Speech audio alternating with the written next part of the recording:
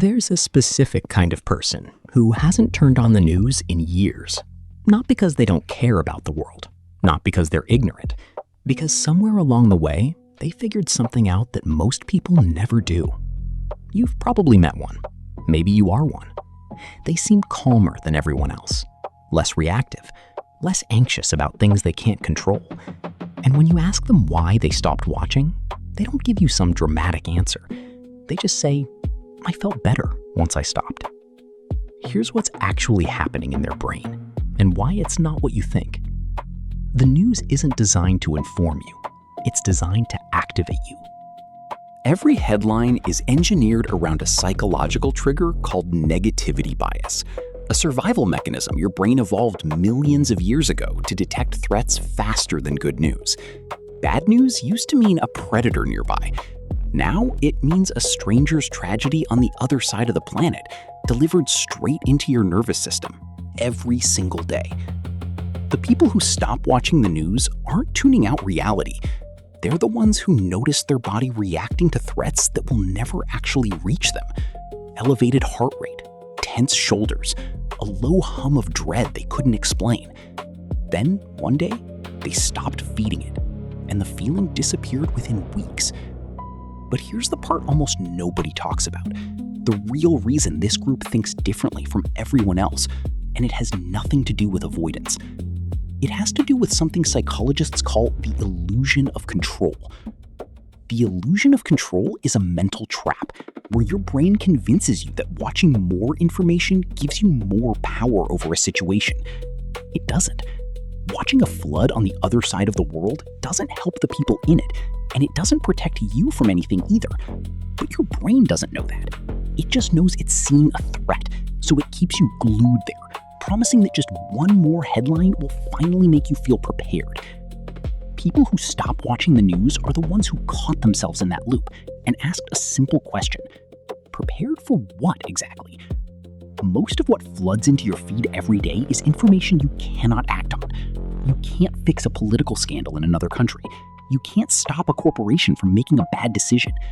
All that happens is your nervous system pays the problem it was never equipped to solve.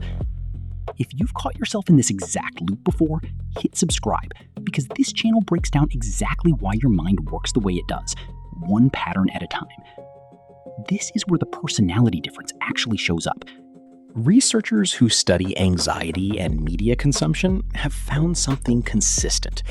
People with a strong internal locus of control, meaning they believe their own actions shape their life more than outside events do, are far more likely to disengage from constant news exposure. Not because they're naive, because they've already redirected their attention toward the parts of life they can actually influence. And that's the real psychological shift. It's not that these people stopped caring about the world, it's that they stopped confusing awareness with control, and they started asking themselves a very different question every morning. Not what happened today, but what am I going to build today? That single shift changes everything about how a person spends their mental energy, and it explains something else about this personality type that almost no one expects. Here's the part that surprises most people. Once someone stops watching the news, their decision-making in their own life gets sharper, not weaker. This isn't a coincidence. Attention is a finite resource. Every minute your brain spends processing a crisis you can't influence is a minute it isn't spending on a decision that's actually yours to make. When that channel closes, the mental bandwidth doesn't disappear. It gets rerouted. People who make this shift often describe it the same way, even when they've never spoken to each other. They start noticing small decisions again. What to cook, what to read, how to spend a free hour. Decisions that used to feel boring suddenly feel like something worth their attention. Because for the first time in years, their mind isn't half occupied by 100 problems it has no power over. There's also a quieter effect almost nobody mentions. Sleep improves. Not because the news itself keeps people awake, but because the nervous system finally gets a break from constant threat scanning. A brain that isn't bracing for the next disaster has more room left over to actually rest. none of this means ignoring the world. It means most people who stop watching the news still know what matters. They just stopped letting a screen decide what mattered for them. They chose to get their information in smaller, deliberate doses, instead of an endless stream designed to keep them anxious and scrolling.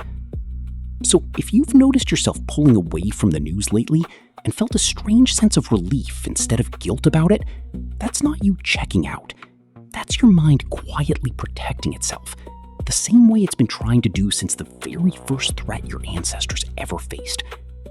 If this described the way you think, there's a whole channel here built around exactly this kind of mind. Subscribe, and next time we'll break down another pattern almost nobody notices in themselves.